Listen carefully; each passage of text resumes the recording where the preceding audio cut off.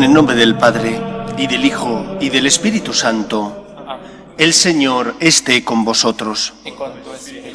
Con el corazón lleno de agradecimiento, nos preparamos para celebrar esta Eucaristía, como hacemos siempre, pidiendo al Señor perdón por nuestros pecados. Lectura del Santo Evangelio según San Juan.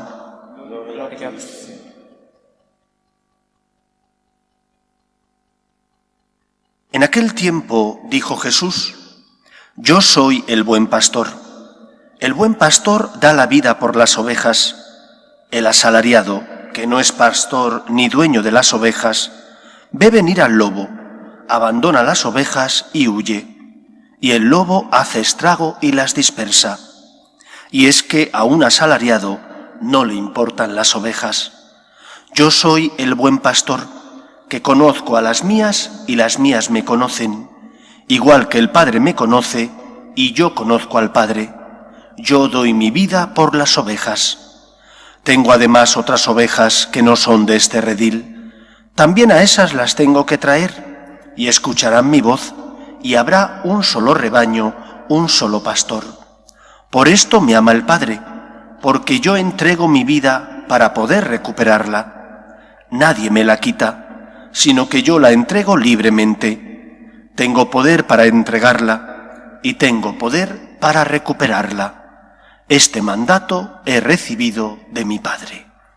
Palabra del Señor. Gloria a ti, Señor Jesús. Continuando con la imagen del buen pastor, el Evangelio de hoy nos habla de cómo hay asalariados que no son buenos colaboradores de Cristo, el buen pastor. Yo tuve la suerte de trabajar durante más de 16 años en los tribunales de justicia, tanto de la Archidiócesis de Madrid como de la Diócesis de Alicante. A lo largo de esos casi 17 años, tuve la suerte de encontrarme con muy buenas personas, con laicos, religiosos, sacerdotes, eficientes, enamorados de su vocación y de la tarea que llevaban a cabo, y fieles, por tanto, al magisterio de la Iglesia. Pero también, a lo largo de esos 17 años, me encontré con dos grupos distintos de personas que, no sé por qué razón, actuaban de forma para mí desconcertante. Estaba el grupo de aquellos que se puede denominar con la palabra negacionistas. Nunca veían la nulidad.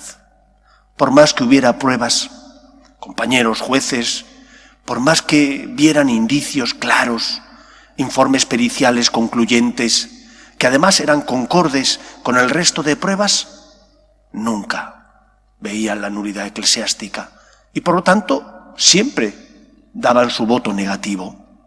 Pero es que estaba el otro polo, el contrario, la de aquellos que, estos eran la mayoría, que por una malentendida misericordia veían o creían que siempre había que conceder la nulidad eclesiástica, que aunque no hubiera indicios razonables, que aunque el juez no llegara a tener conciencia moral de que había existido nulidad, ellos siempre concedían su voto favorable.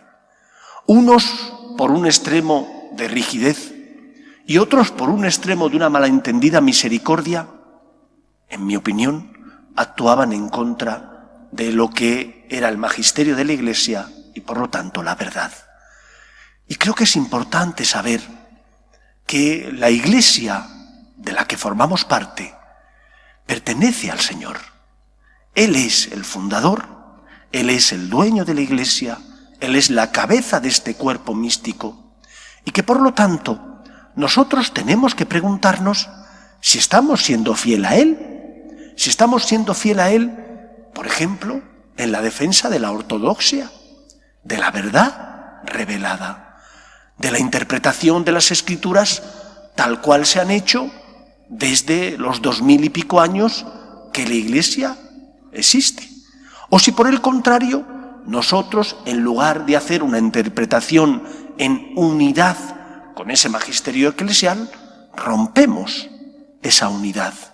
En lugar de que la hermenéutica, como decía el Papa emérito Benedicto XVI, sea una hermenéutica en continuidad, nuestra interpretación, que eso significa hermenéutica, es una interpretación de ruptura, de echar por la borda todo lo que tanto la tradición apostólica como el magisterio eclesial nos han enseñado.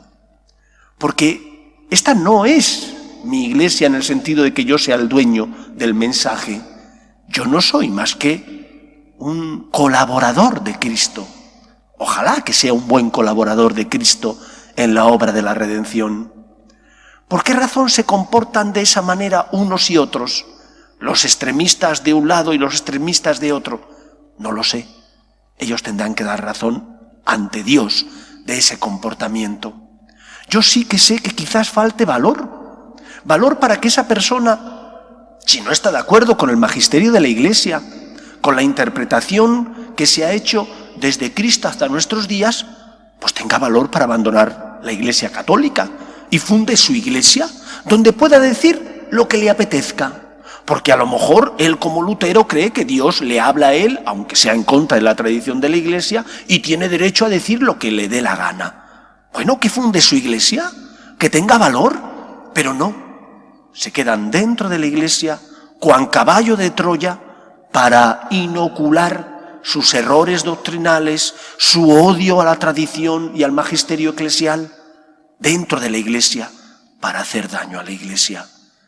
Pablo VI, al final del Concilio Vaticano II, en la aplicación del mismo, llegó a decir que el humo del infierno se había colado por las rendijas de las puertas de la Iglesia.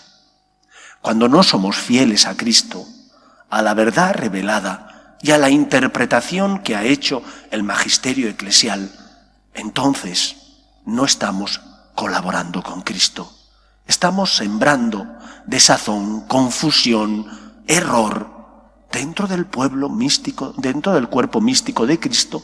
Estamos desorientando al pueblo de Dios. Por eso lo primero que nos enseña este Evangelio es a ser coherentes y por lo tanto fieles con el Señor. Somos débiles, pero hemos de ser fieles a nuestro Maestro, que es el buen pastor. Esta es la Iglesia de Cristo y por lo tanto esta Iglesia de Cristo tiene que ser fiel a la verdad, revelada por Dios e interpretada por el magisterio eclesial. En segundo lugar, esta fidelidad a Cristo me tiene que hacer comportarme de una manera concreta. No todo vale. Ser fiel al Señor implica dejarse guiar y transformar por Él. Porque creemos en la gracia, nos confesamos. Porque creemos en la gracia, no caemos en la desesperanza cuando hemos perdido a un ser querido. Porque sabemos que esta vida pasa. Porque creemos en la gracia, nos levantamos con la ayuda del Señor para volver a empezar. Y porque creemos en la gracia y en la palabra del Señor, intentamos ver la vida no con los ojos de los hombres que no tienen fe, sino con los ojos de aquellos que tienen puesta su esperanza en la otra vida.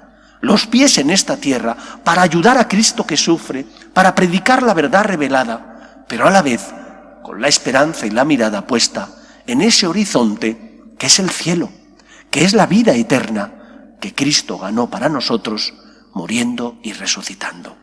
Pues pidamos al Señor que no seamos esos asalariados que ven venir al lobo y que se marchan, o lo que es peor, que venden a las ovejas para salvar su pellejo, que engañan a las ovejas, no tienen valor para marcharse y formar su propia iglesia, su propio rebaño, y por eso se quedan dentro, pero sin amar la verdad ni la justicia, y por lo tanto creando error y desazón y confusión dentro del rebaño de Cristo. Pidamos al Señor que ilumine a nuestros pastores para que sean fieles a la vocación, a la llamada del Señor, para que apacienten y lleven al rebaño de Cristo por la verdad, por la justicia, por Jesús, que es el camino, la verdad y la vida. Que el Señor nos auxilie a todos. Nos ponemos en pie. Oremos a Dios nuestro Padre. Pedimos por la Iglesia, para que sea siempre testigo de esperanza en medio del mundo, siendo fiel a las enseñanzas de Cristo, nuestro Maestro y modelo. Roguemos al Señor. Te rogamos, oídos. Pedimos también para que el Señor mande vocaciones a su mies, para que aquellos que sienten la llamada a la vida religiosa o a la vida sacerdotal sean generosos respondiendo. Roguemos al Señor. Te rogamos, oídos. Pedimos también por los que sufren, por todos aquellos que no tienen esperanza ante las cruces de la vida, por los enfermos, los parados, las familias rotas. Roguemos al Señor. Te rogamos, oídos. Pedimos especialmente por nuestros hermanos difuntos, por aquellos que han fallecido debido al coronavirus.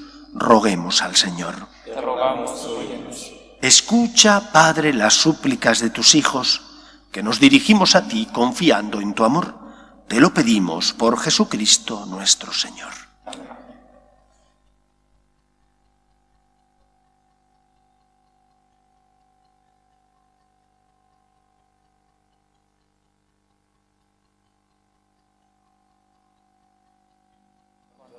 Y la bendición de Dios Todopoderoso, Padre, Hijo y Espíritu Santo, descienda sobre vosotros. Amén.